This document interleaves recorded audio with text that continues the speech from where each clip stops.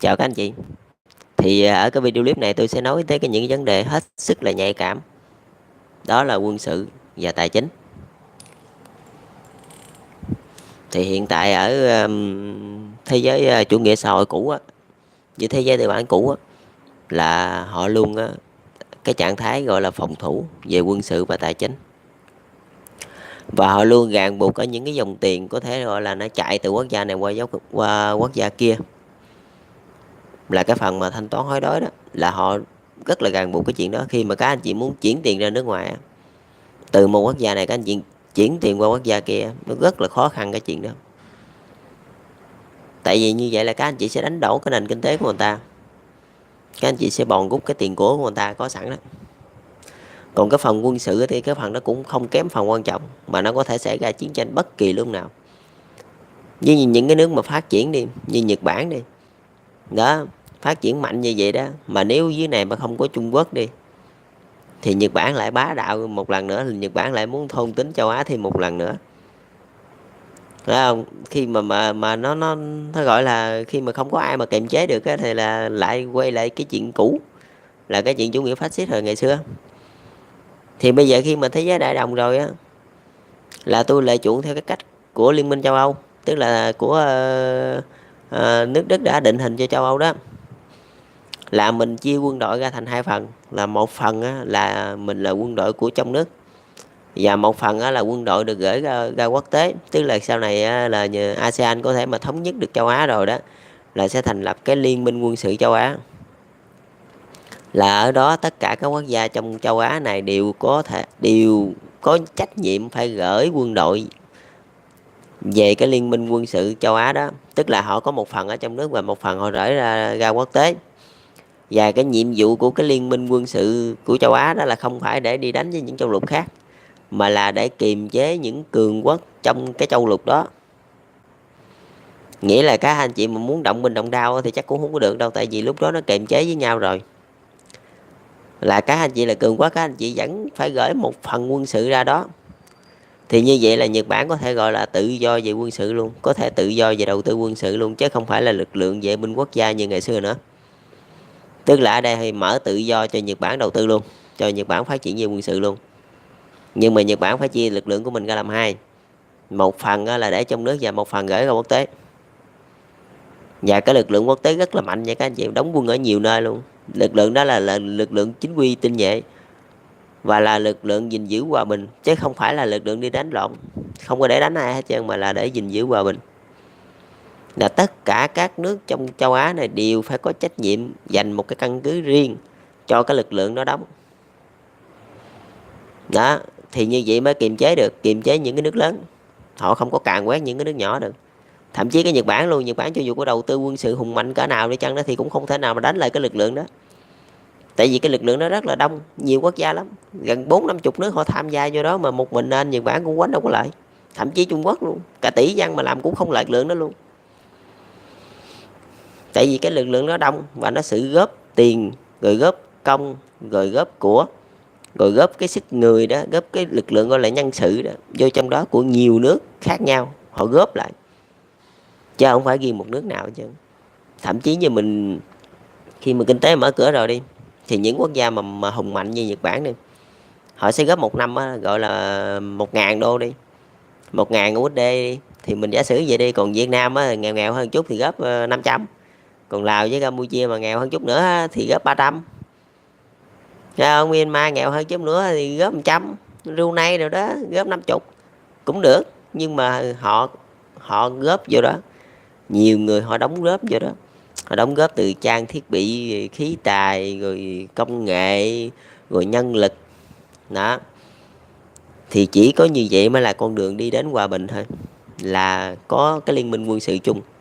Mà một khi mà những quốc gia họ chuẩn bị đánh lộn với nhau đó, thì cái liên minh quân sự đó họ sẽ nhảy vô đó, họ làm cái bức tường lửa ngay trên chính giữa đó, là hai bên không có đánh được đâu, kèm sát gạt rồi sao đánh được.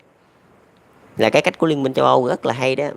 Tức là liên minh quân sự chung, riêng có chung có, tức là quân sự của mỗi quốc gia là một cái niềm tự hào của người ta, mình không xóa bỏ.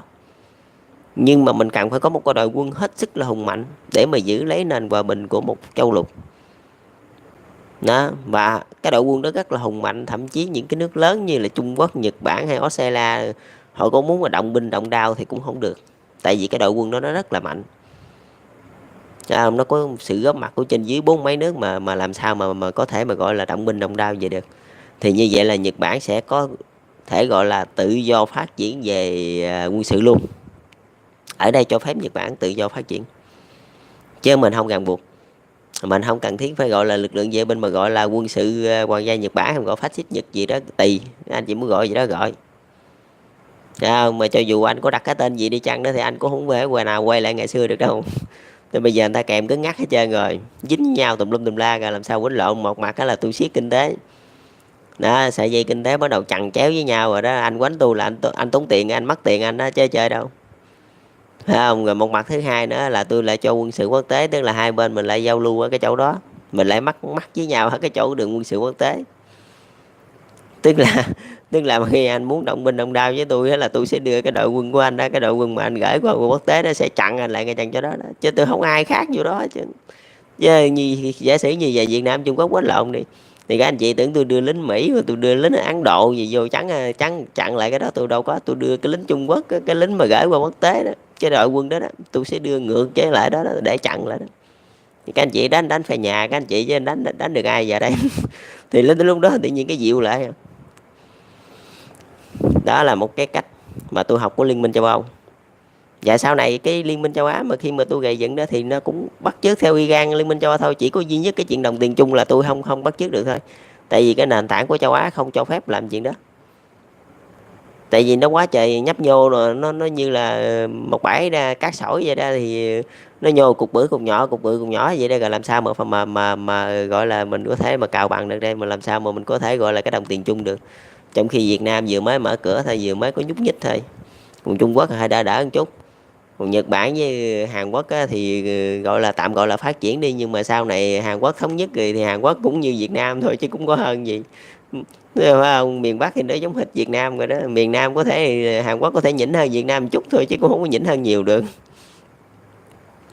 Còn như kể Lào, Campuchia đó, Brunei, Đông Timor đó có chút ép đó rồi làm gì, phải không? Bởi vì mình không có làm đồng tiền chung được, là nó kẹt cái phần đó, là nó dính dấp, là nó không có đồng đều nên không có làm đồng tiền chung được. Nhưng mà cái liên minh quân sự quốc tế là phải có, tức là một phần người ta giữ trong nước, như quân đội của Việt Nam giờ tôi giả sử Việt Nam có 2 triệu đi thì sẽ gửi ra ngoài ít nhất là cũng 200.000 cho tới 300.000 người là gửi ra bên cái liên minh quân sự quốc tế đó, để đó đó. Này không phải để đánh lộn mà là để kiềm chế mọi người với nhau thôi.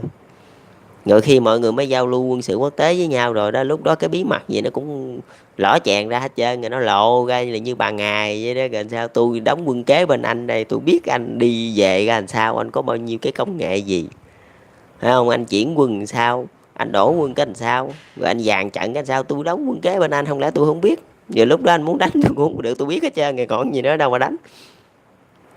Đó là lúc đó mình trở nên giao lưu, mình hợp tác và mình chuyển giao công nghệ. Với như Việt Nam có cái công nghệ gì hay á thì chuyển giao cho thế giới, thì người ta mua cái công nghệ đó về, người ta áp dụng cho quân đội người ta. Còn thế giới người ta có cái gì hay á mà mình cảm thấy mình áp dụng được thì mình mua về mình áp dụng. Đó là gọi là cái nguyên tắc, đó gọi là cộng sinh, là mình ràng buộc với nhau. Đó là cái con đường đi đến thế giới đại đồng đó. Khi mà kinh tế ràng buộc, công nghệ là chính phủ nắm lại, là chính phủ đã đại đồng trong nước rồi. Rồi kinh tế ràng buộc quốc tế là chính phủ đã ràng buộc quốc tế rồi, và đã tiếp tục là ràng buộc về cái phần quân sự nữa.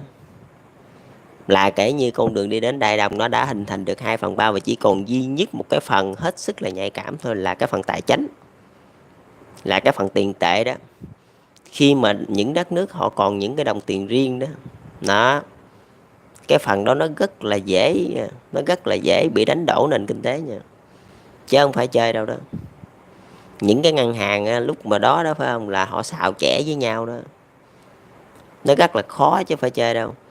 Nhưng mà các anh chị giữ hồi bao nhiêu năm qua đó là các anh chị giữ được cái phần này thì tôi tin là các anh chị làm được.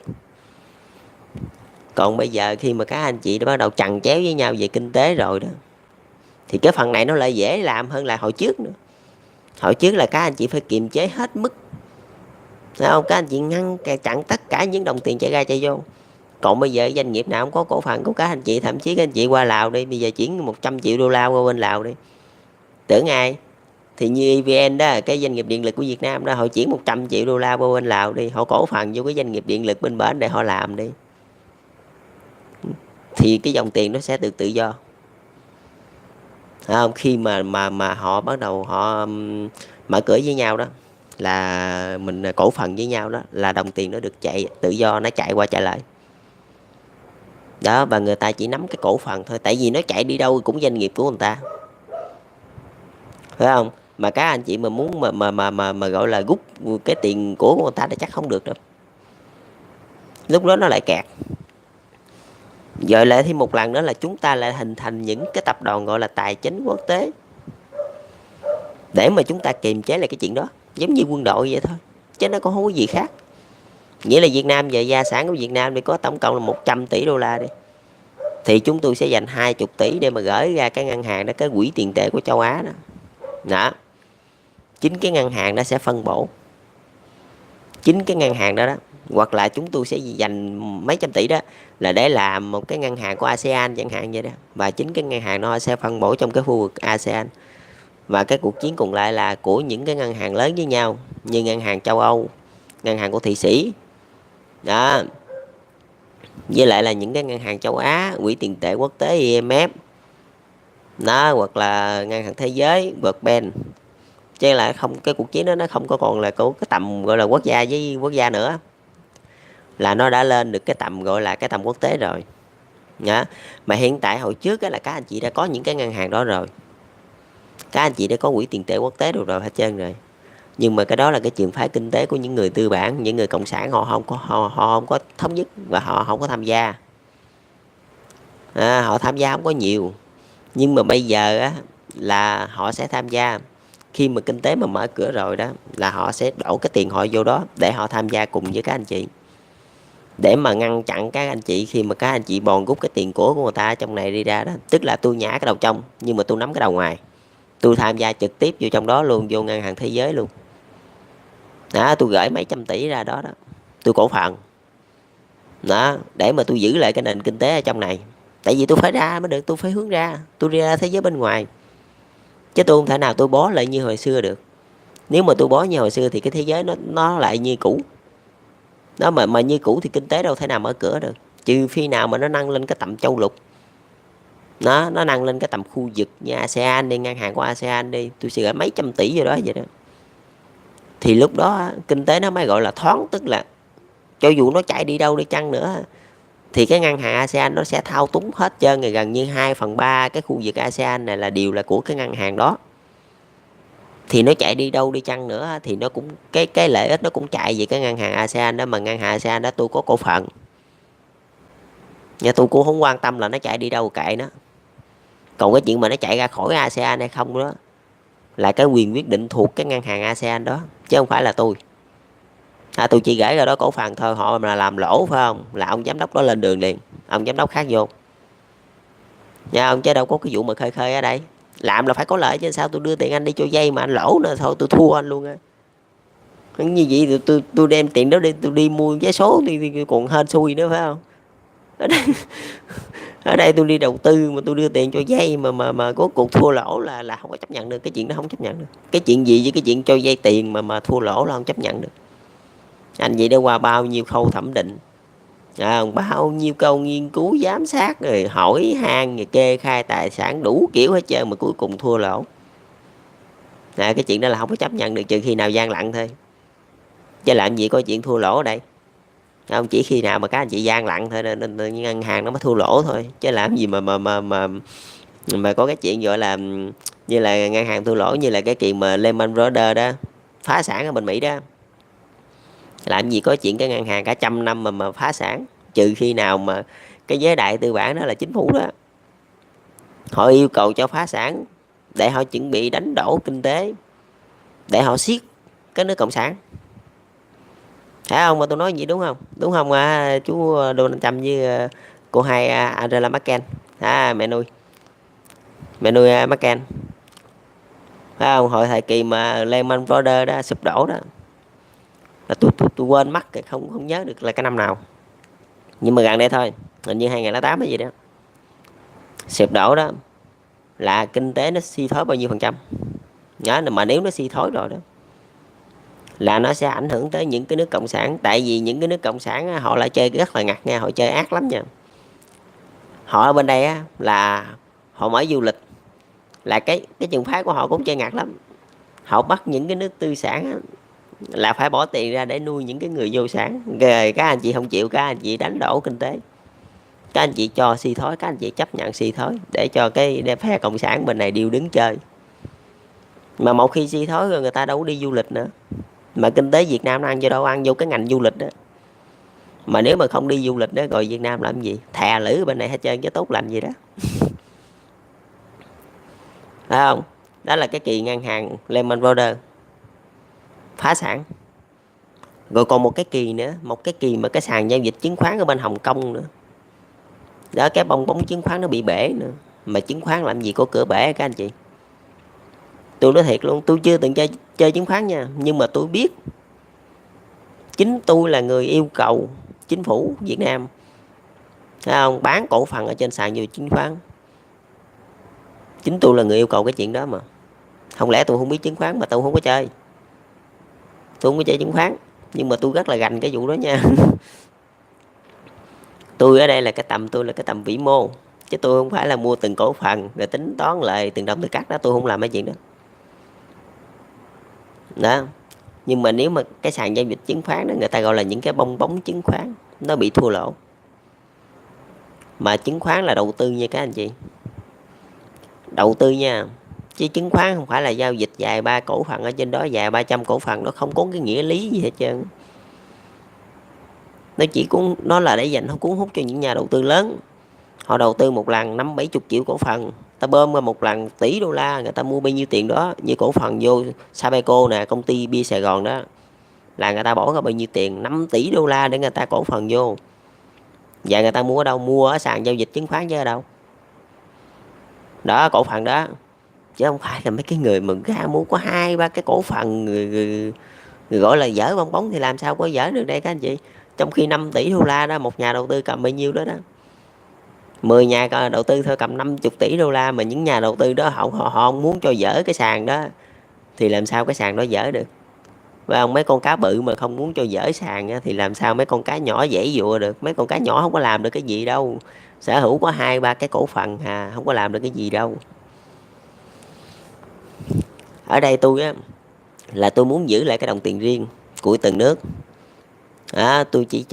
Tôi chỉ ủng hộ là thành lập những cái gọi là những cái ngân hàng quốc tế thôi. Rồi sau đó đó là tôi mới mở ra một cái sàn giao dịch gọi là sàn giao dịch tài chính. Mà ở nhiều quốc gia người ta rất là e ngại cái chuyện đó. Người ta sợ bị đô la hóa, hoặc là bị cái này cái kia đó, nó ảnh hưởng tới kinh tế của người ta. Nhưng mà tôi sẽ mở cái sàn giao dịch tài chính đó, nó y như sàn chứng khoán vậy đó. Và vốn đầu tư của tôi lên tới 100 tỷ đô la vô cái sàn giao dịch đó. Nó cho phép người ta mua bán ngoại tệ nằm trong cái sàn giao dịch đó. Tức là ở Việt Nam sẽ có cái sàn giao dịch đó sớm muộn thôi. Tức là cho phép anh dự trữ ngoại tệ ở trên cái sàn giao dịch đó, rồi anh canh tỷ giá anh bán, tùy theo anh khớp lệnh giá canh sao thôi. Đó, tôi lại giữ cái phần đó. Cái phần đó cũng kinh doanh được chứ sao không được. Phải không? Tức là các anh chị buôn bán cách sao tôi không cần biết, nhưng mà những ngân hàng họ niêm yết cái anh sao đó, phải không? Các anh chị buôn bán cách sao đó, các anh chị lời lớn cách sao đó thì tôi không cần biết, miễn ai lời thì đóng thuế thôi. Tôi chỉ đứng chính giữa, tôi tổ chức cho mọi người chơi chung vậy là rồi. Chứ bây giờ mà làm cái đồng tiền chung ở châu Á thì nó không có khả năng, nó không khả thi. Thì mà tôi lại muốn giữ lại cái phần đó để mà tôi mở cái sàn giao dịch gọi là cái sàn giao dịch tiền tệ, sàn giao dịch tài chính. Hồi ngày xưa Việt Nam có một cái sàn giao dịch vàng, nhưng mà rồi không biết làm cái sao đó, nhưng mà giống như sàn giao dịch vàng là nó không có khả thi.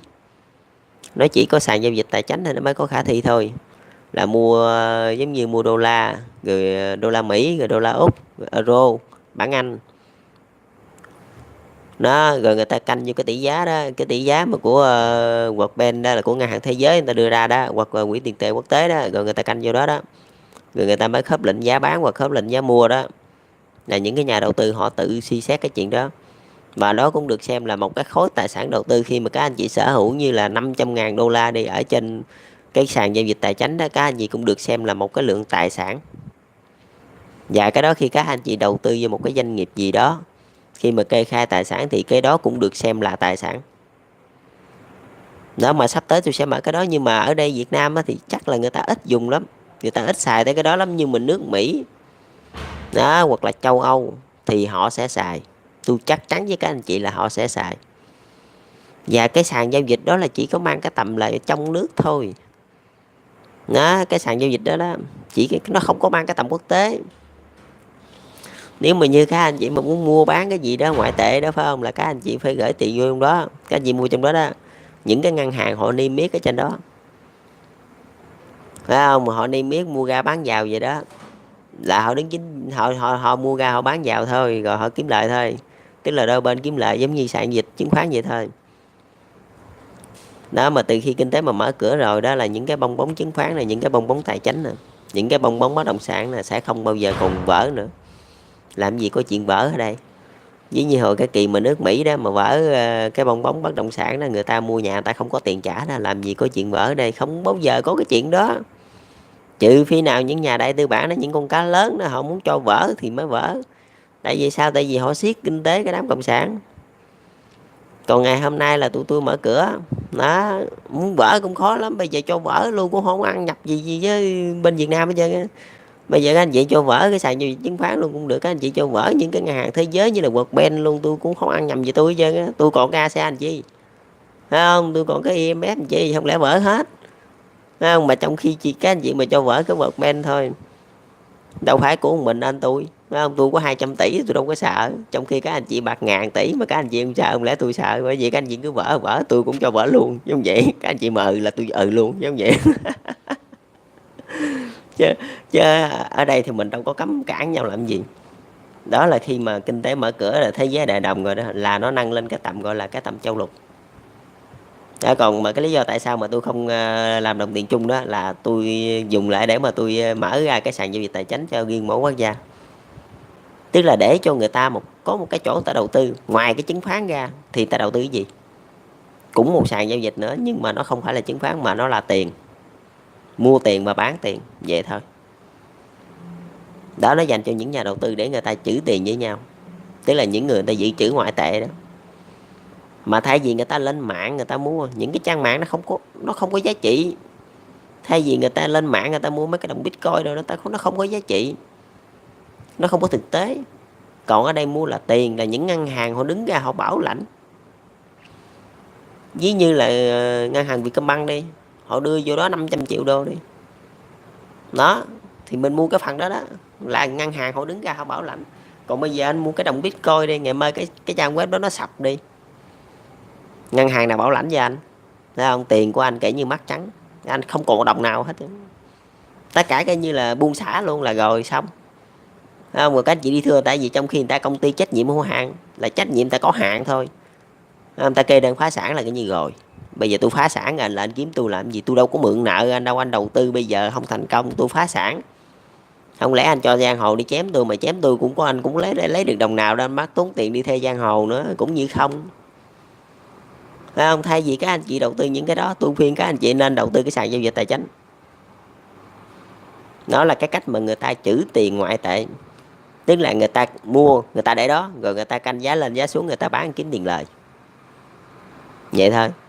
Hoặc là người ta không muốn gửi ngân hàng, tại vì người ta gửi ngân hàng lời một tháng nó rẻ quá. Người ta mua ở trên cái sàn đó đó 50-70 ngàn đô hoặc 1 triệu đô vậy đó, người ta để đó đó. Rồi người ta để tới một cái lúc nào đó mà khi mà cái giá nó dao động đó, phải không, là người ta bán ra, người ta kiếm lời. Đó cũng là một cái cách đầu tư, mà không nên dùng cái đồng Bitcoin. Cái trang web đó mà nó sập một cái là tôi nói rồi luôn, xong luôn, không có ai bảo lãnh đâu. Tại vì nó không phải là tiền, mà nó cũng không phải là sản phẩm đó, mà nó chỉ là một cái gì đó nó rất là ảo, nó siêu thực thôi. Mà cái tổ chức đứng ra làm cái trang web đó nó lại không có bảo lãnh được. Tức là anh không có đủ năng lực anh bảo lãnh. Tức là ai tài trợ cho anh? Ngân hàng nào bảo lãnh anh có bao nhiêu tiền mới được chứ? Trong khi anh gom biết bao nhiêu tiền của người ta, rồi cuối cùng anh không có đưa ra được một đồng xu các bạc nữa hết trơn thì không được. Lỡ như mà có sập xuống một cái là cái như gò rồi đó. Nhưng mà cái sàn giao dịch tài chính này là các anh chị nên nghiên cứu. Nhưng mà các anh chị đưa đồng Bitcoin ra, tôi nói thiệt luôn á, là ở những cái nước trên thế giới họ không có chấp nhận các anh chị đâu, họ không có chấp nhận cho các anh chị vô đâu, thậm chí họ cho các anh chị vô họ dùng cũng không có nhiều. Tại vì cái đó các anh chị nắm hết rồi, các anh chị nắm hết cái cán cân thương mại của người ta rồi, dễ gì người ta cho các anh chị. Thì phát triển cái gì cũng vậy, cái gì cũng dung hòa lợi ích đôi bên thì người ta mới cho các anh chị nhập vô, chứ không thì người ta cũng cho các anh chị nhập vô theo kiểu hình thức thuê, các anh chị cũng đâu phát triển được. Tại vì cái đó nó quá bó buộc rồi, cái đồng tiền nó quá bó buộc rồi. Nhưng mà tôi khuyên các anh chị là nên hình thành một cái sàn giao dịch tài chính, mà Việt Nam sẽ sớm muộn gì cũng sẽ làm cái đó thôi. Nhưng mà dân Việt Nam họ không có quen với cái mô hình đó, nhưng mà tôi nghĩ là dân Mỹ rồi á, dân Canada rồi đó, dân bên thế giới tư bản đó là họ quen với cái mô hình đó hơn, thì các anh chị nên làm cái đó đi. Mà cái đó có tiền nha các anh chị, cái đó có tiền lời nha, chứ không phải là làm cái đó không có tiền lời đâu á. Cái đó là tôi nói một chút xíu về vấn đề là tài chính, nó hơi ngoài luận chút xíu. Còn cái vấn đề chủ yếu ở đây á, là quân đội là sẽ nâng lên cái tầm quốc tế, và cái vấn đề tài chính mà cũng gọi là quốc tế luôn đó. Thì hai cái đó với lại kinh tế nó chằng chéo nhau đó, thì là thế giới đại đồng rồi đó. Nếu mà làm được như vậy là thế giới đã là đại đồng, chứ thế giới là không bao giờ xảy ra chiến tranh nữa, kinh tế nó cũng không chiến luôn. Tại vì những cái tập đoàn lớn đó, những cái tập đoàn lớn mà có chân của nhiều cổ phần, của cổ phần của nhiều người đó, nó ràng buộc nhiều người với nhau, như cái quỹ tiền tệ quốc tế IMF đi, Việt Nam gửi qua đó 100 tỷ đô đi, thì nước Mỹ gửi ra đó tới 1.000 tỷ lần, nước Nhật gửi ra đó cũng cỡ 700-800 tỷ đi, mình giả sử vậy đi. Thì làm gì có vụ phá sản này nó tôi với anh rồi đứng chung một chỗ đó, mà lỡ cái chỗ đó mà nó phá sản, tôi có 100 tỷ tôi không sợ, anh 1.000 tỷ anh 1.000 tỷ anh không sợ, không để tôi sợ phải không? Tôi có 100 tỷ thôi, mắc anh mắc 1.000 tỷ, tôi mắc 100 tỷ về chơi giống vậy đó. Mình thoải mái mấy chuyện đó thôi.